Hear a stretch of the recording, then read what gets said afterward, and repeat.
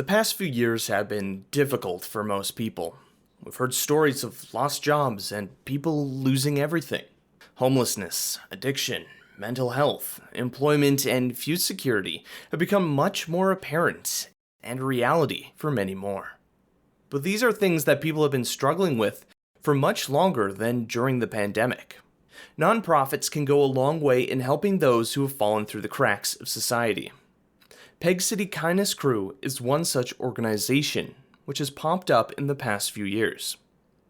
Although volunteering and support are critical, improving attention to these issues and challenging our governments is the only way to make me is the only way to Although volunteering and support are critical, improving attention to these issues and challenging our governments is the only way to make meaningful change. My name is Jay Seelak. I am one of the co-founders of Peg City Kindness Crew. And I'm Deanna. I'm the other co-founder, Deanna Stroud. And we're just sort of two of the now group. We have a board all together, but for now it's just, we are the only ones that were free to talk to you today. So what is the Peg City Kindness Crew? And then we can talk a little bit about how it was all formed and created. Sure. So I guess Peg City Kindness Crew started when we had seen a Facebook post about somebody who had responded about some granola bars and some taco shells, and how she was feeding her students in school during COVID because a lot of their breakfast programs had been stopped and all their meal programs had been stopped. And so these kids were showing up hungry and didn't have anything to eat. And I was like, well, that's not cool. I didn't think it was okay that a teacher was paying for stuff out of pocket. I just didn't think it was appropriate. And so I kind of responded quickly and said, let me see what I can do. Because I had thrown together some hampers from some other friends. And Deanna saw a Facebook post from me, I guess, about it. I think, I don't know, it's a long time ago now, it feels like. And Deanna was like, oh, what's this about? And can I help? And I was like, yeah, of course you can. And so that was a very informal beginnings of Peg City Kindness Crew. And since then we've done 2 years of Christmas hampers. I want to say, I was like, I don't know, it all kind of jumbles together. We've fed thousands of Winnipeggers lunches, other meals, care kits. Deanna, I'm missing things. I know I am. Here, I'll unmute myself. So it basically, like Jay said, started just like hey, I can help. And then Jay and I were working together at the time, saw what she posted, and I'm like, tell me more. And I was like, oh my gosh, do you mind if I share? I can post in my Buy Nothing group here in Winnipeg, maybe, or in Westwood, and see if anyone here has anything. And she's like, yeah, absolutely. And it just snowballed. And we were both, once it kind of set in of like, okay, these kids are hungry and our programs are canceling because of COVID, and they couldn't have volunteers come to prepare breakfast for the kids. So they just canceled it. And by canceling it, it meant they didn't get food. I'm not okay with that. I have 4 children of my own. My partner has 2, so 6 between the 2 of us. I can't imagine any one of them being hungry. I wasn't okay with it. And so we reached out to the teacher, and Jay messaged her and said, what else do you guys need? And we found out in her whole class, and this was I think middle school, only 2 of them had toothbrushes in the class. I'm not okay with that either. It doesn't make any sense. So we just put the word out. We're like, we need toothbrushes. We need this. We need that. And the outpour from the community was just completely overwhelming. Everyone pulled together. They were donating stuff left, right, and center and sending us money. And we asked our boss, Al at Judy Lindsay team, can we be a drop-off place for stuff? Because Jay's out in St. Vital and I'm in Westwood, but we're at the office all the time. He's like, yeah, absolutely. So people just started bringing copious amounts of stuff. And then they're like, hey, I have this. Can you use it? And we're like, yep, we will find a place to use it. And then we decided we wanted to do backpacks for our unhoused community with essential supplies, food and water and, personal care items. So we put the word out there. The news got word of it. They interviewed us. And it was this beautiful snowball effect of just a complete outpour from the community wanting to help. And they're like, wow, you guys, what can we do? And in the beginning, again, with all the restrictions, we were very solo in our efforts as far as assembling everything and managing the volume of stuff because we couldn't have people in to help us. So my house was floor to ceiling, wall to wall. I'm not even joking, of just boxes of food and supplies. Jay as well. Her whole basement was, you couldn't even move. It was like a crazy episode of Hoarders. And we realized very quickly we needed help. We couldn't just be the two of us doing it all of the time. Last Christmas, I had to basically completely set out because I had my son on December 7th. So I needed a minute to just back off. But again, all the other volunteers stepped up and they all started helping. And we formed a board, and we were noticing we were missing out on some funding opportunities because we weren't not-for-profit. We were just sort of, like you mentioned earlier, grassroots, and just kind of flying by the seat of our pants, doing the best we could. So we're like, we should incorporate and get properly registered as not-for-profit. And hopefully that will open up some more doors for us, because it'll be more, I don't know, legit. So yeah, we formed that. Moving forward, hopefully that will, like I said, open doors. Absolutely amazing what you and others in the community are doing, filling those holes that we've seen opened, like especially during the pandemic. How many things have fallen through the cracks, and just, I think it's also increased the awareness of how people are seeing the world around us, those who are struggling, and that is continuing to grow and grow and grow each year, that there are so many people that need help. So it's awesome to see you and others willing to, give up your precious free time to help people. So you mentioned you recently became a registered not-for-profit, and hopefully that opens some doors for you. What was the process of that like, and what does that mean for the Peg City Kindness Crew now? The process of becoming a registered not-for-profit is a little bit of a pain in the butt. I'm not going to lie. I'm going to say that as politely as I can. One of our directors, Janelle, has taken the brunt of the work, and Kai, one of our other directors, has a background in not-for-profits. So they were able to offer a lot of advice for Janelle.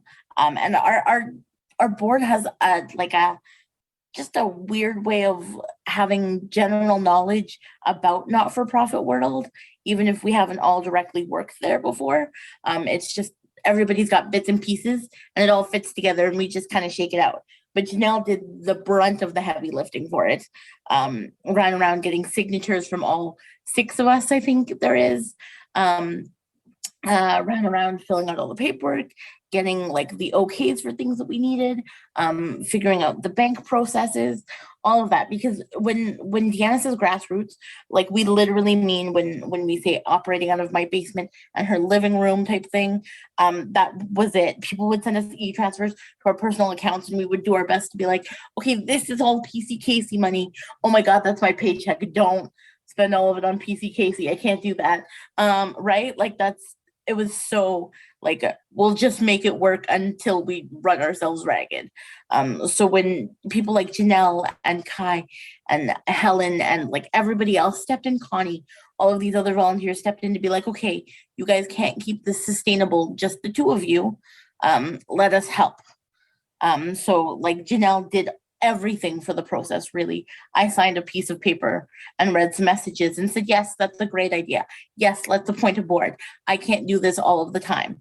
And I was like, Deanna's got a baby. I know that Deanna can't do all of this all the time. I work 3 or 4 jobs. I can't do it, right? So these people made it super easy for us, but not easy in general. So you fill out the paperwork, submit it to the government, pay a fee to see if your name's licensed already or not, and then you actually buy the incorporation. And it's just a lot of rigmarole paperwork is really what it is. And you have to select a board of directors and figure out when you have meetings and an AGM and that sort of stuff. There's just a lot of hoops and red tape to jump through. The fun bureaucracy of just governments. Yeah, that's exactly what it is. It's funny because I've been in the military before myself.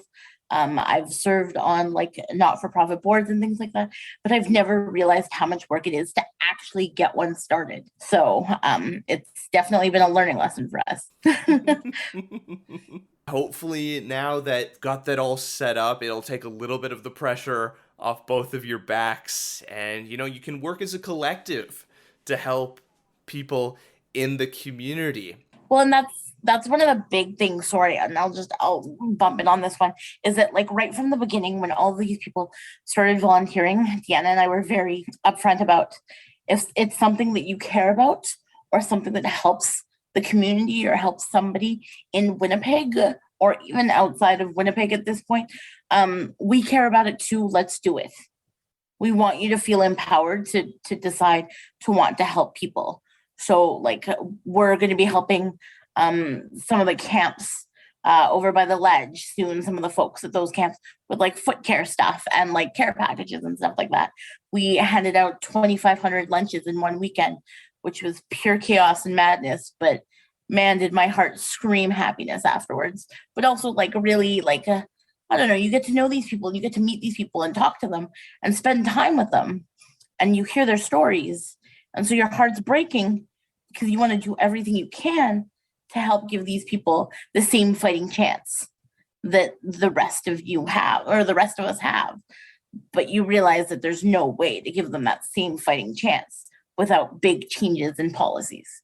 So it's a labor of love, but it's a heart-wrenching one too. It's such a challenge because as an individual, you want to try so hard to make a difference, but we don't have the power or say that governments do. And I mean, Deanna and I were having a conversation before you hopped on about just, it's hard to try and make a difference when your governments, and doesn't matter the party, doesn't seem to be caring about everyone equally. And it's just frustrating to see these holes in our system. So another cool thing I've seen with your organization is you're kind of doing a project, or I guess an initiative, something about a quarter drive with Inspire Community Outreach. What can you tell me about that? Oh, is that you saying you want me to do it? Oh, okay. Deanna and I are really bad at like saying sign language through Zoom. We're such expressive people though. So the quarter-mile drive was started by a dear friend of mine, Lisa Webbinger, and her husband I've known for, I don't know, years. And she has her own little community group that she has started working with and that sort of thing. And I saw her posting about it and talking about it, and I was just like, oh, quarter-mile drive to support Inspire. And Inspire does amazing work in the city, as we all know. And I was just like, oh, and I was just kind of reading it, and I was like, hey, I feel like that's something I could do. I was like, I can give like $10. And I was like, I can do better than that. Like, come on. Everyone else is giving $10. Jay, you have a dang not-for-profit. Like, let's go do something about it, okay?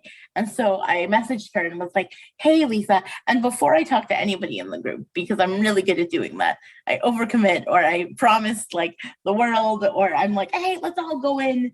And then I'm just like, I hope to God everybody else is in, because I'm in trouble if we're not. But I was like, hey, Lisa, I'd really love for like PCKC to support you guys and Inspire with the quarter-mile drive. And Lisa was over the moon. She was just elated. She was so happy that we would be happy to step in. And I was just like, okay, but you got to talk to like our team, our volunteers over there, because I'm no good at this. I don't know what you're doing yet. I don't know what's going on. I don't have my head wrapped around it. I just knew I wanted to help. So Lisa sat down with our team, had a quick conversation, an hour-long conversation about what they've got planned to. Because a quarter is like, we all know how big a quarter is, and you line them up, and it's however long to raise so many dollars. And that's what Inspire needs to cover a lot of their costs and to help them keep going and helping the community the way that they do. And I was just like, yeah, like, let's go. And so if people can pitch in a quarter a day for the entirety of the campaign, it works out to like so many, like $5 really. So if you can pitch in $5 to $10, and if everybody can pitch in $5 to $10, then we've raised all the money that we need to help Inspire keep going and keep operating and keep assisting the community the way that they have. So we jumped right in. I really appreciate it when not-for-profits team up. Like, what's the point in kind of like having like an aggro kind of thing? It's like, no, I'm doing this. It's like, we got to work together. Like, that's how we're going to make change. Like, we start out as our grassroots, and then we become a nonprofit, and then as they grow, you can start collaborating with others, and you can fill more holes within the systems that way.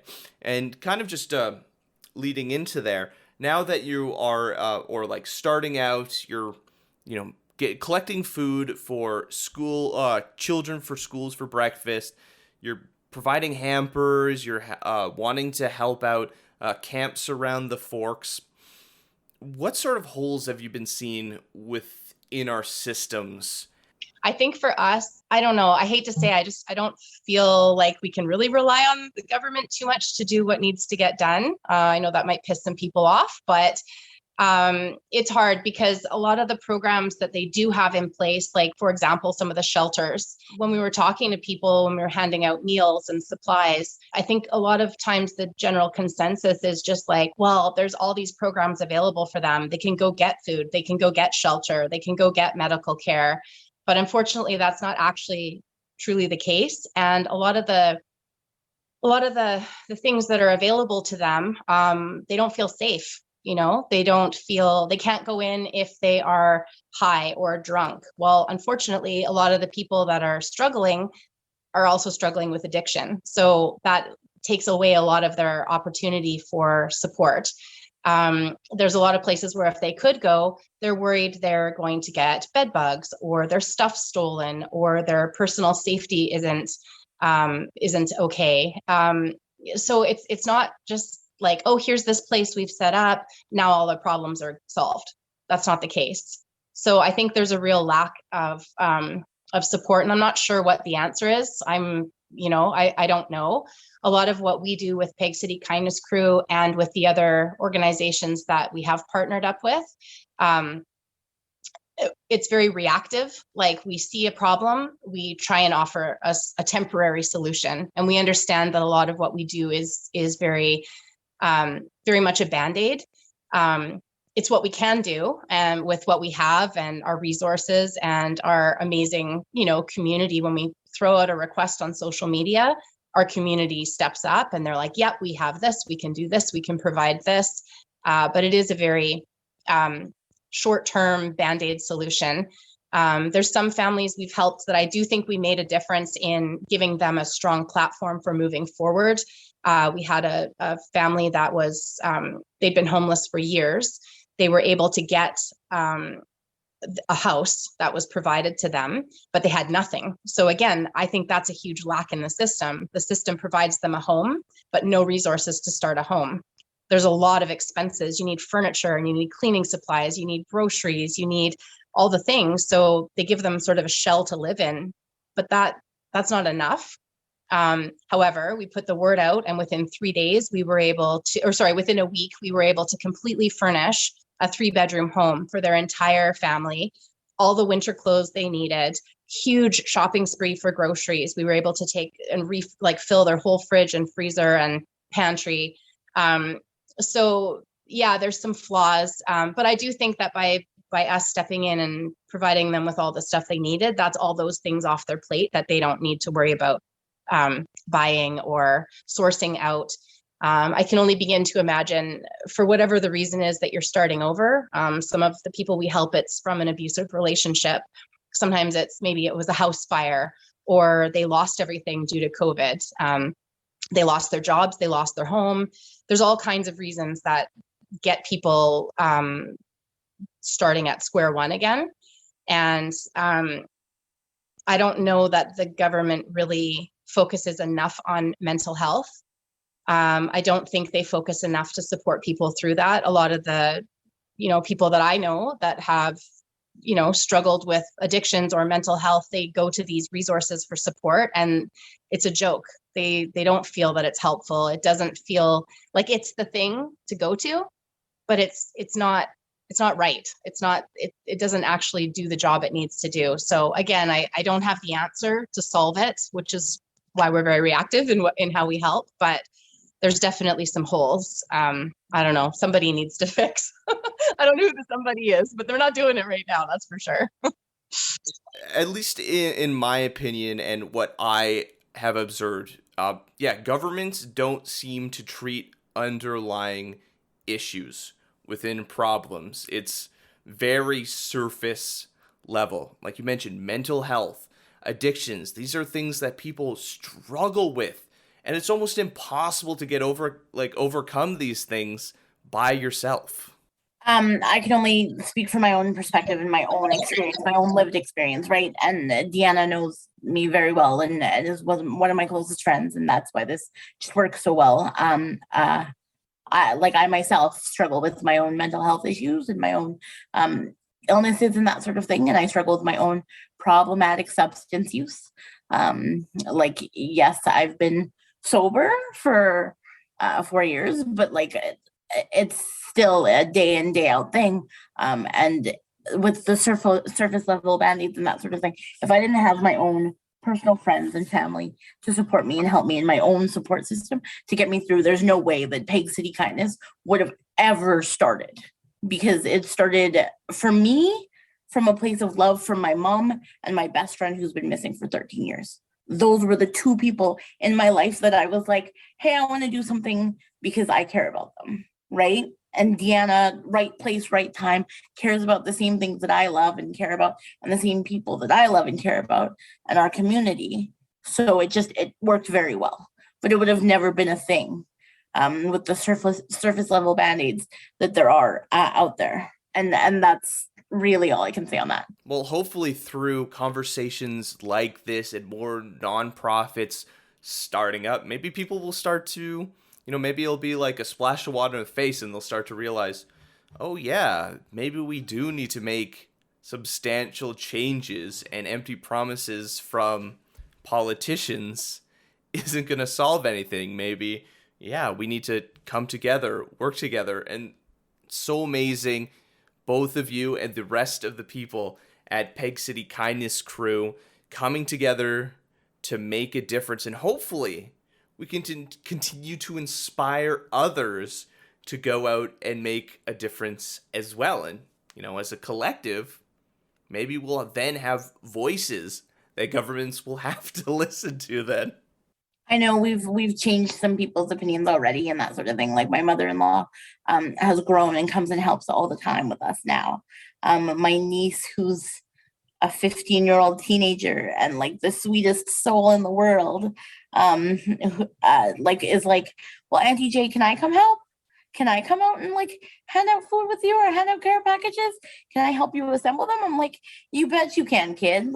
Of course. I was like, your two hands are just as helpful as my two hands. So get in here, you've got it. So yeah, people, the more they learn, the more that they're aware of the surrounding issues and the situations that are out there.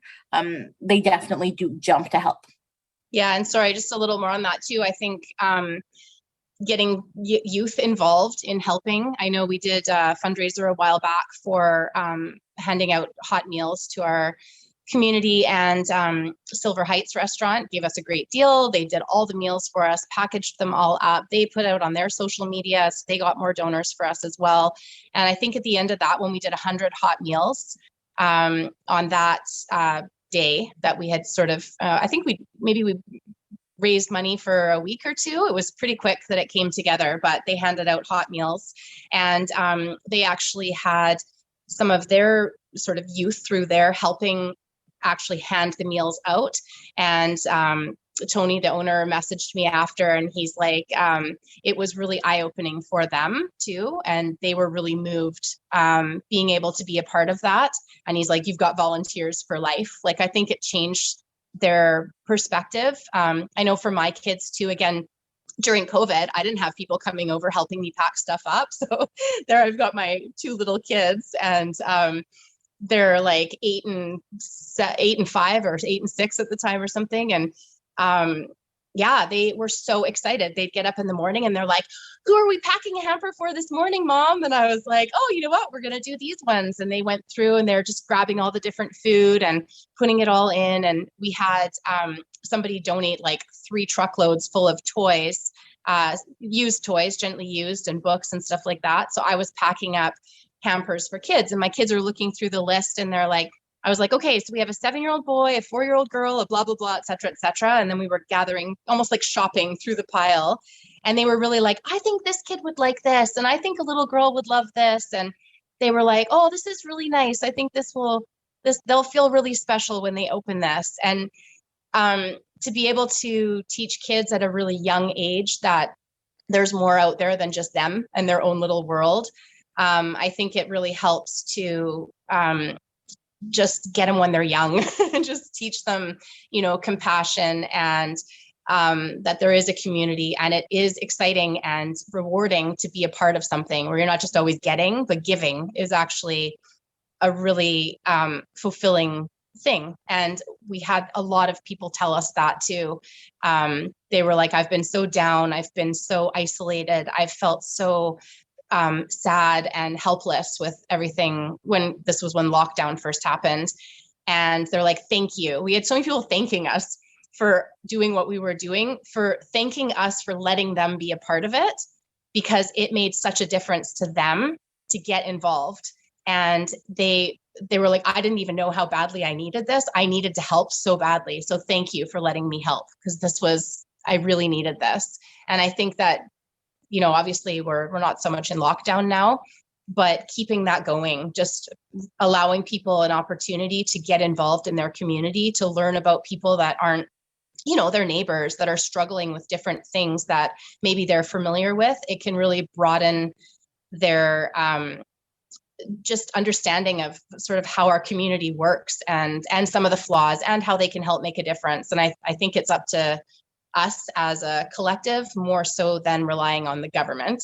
I know Janelle, she was like, that's one of our directors. She's like, it's really important to write letters and, write to the politicians and make our government hear us. And she's really big on voting. And she's like, those are things we can make a difference on. And there's a lot of people that don't do that. So yeah, I just think all the different levels of being able to make a difference individually, it doesn't always feel like one person, like it's a drop in the bucket, but you get a lot of drops and you can make some serious waves, and you really can make change. And I've seen that over the last 2 years. So yeah, one person, just do your thing, because it really, really does add up, and it changes lives, which is pretty amazing. It's absolutely fantastic to meet both of you and talk with you and find out more about Peg City Kindness Crew. If someone wants to get involved and help out with their time, donations, both food items or financial, where can they go for more information? You can find us on Facebook. That's our main thing. I think Janelle started an Instagram page for us, but our core is mainly on Facebook. So Peg City Kindness Crew. You can find us on there. Our projects that we're doing fluctuate as we have need, as somebody has, approaches us, or we hear of something that we want to be a part of, we jump in. So there is always a need. There's always a project. Right now, just a few quick little things. We're selling some stickers that were donated to us from Peg City Stickers, a local design company here. We're selling them for $5 each. That money will go towards providing supplies and hot meals for our unhoused community. The Sign Foundation, which is another organization here, which you should interview them as well. They are spectacular. They are also not-for-profit. They help us. They've got an approved kitchen, so they can make meals for us for $3.40. We can get a hot meal that's healthy, that's individually packaged, that we can go hand out. So all the money raised from the sales of those stickers goes towards that. We have a couple of albums full of donated toys and books and clothes. 100% of the money from that is going directly, again, towards our projects that we do in the community. And we're also asking that everybody save their cans, scrap metal, even like soup cans, or, when you're cooking, can of beans, whatever, just rinse it out, squish it up, set it aside for us. Janelle's husband has offered to we'll collect trailer loads full of scrap metal and stuff and take it in, and that money will be able to go towards our projects as well. So again, just little things here and there, it all adds up, and we can use that to put towards good. So yeah, find us on Facebook, and yeah. I've also put my phone number on the Facebook page as a contact if people need to contact us. And that's 204-955-1312. And I'm okay with that and putting that out there. If people want to call me to ask for help or suggest to help or help us, I'm more than happy to get all the phone calls in the world for that.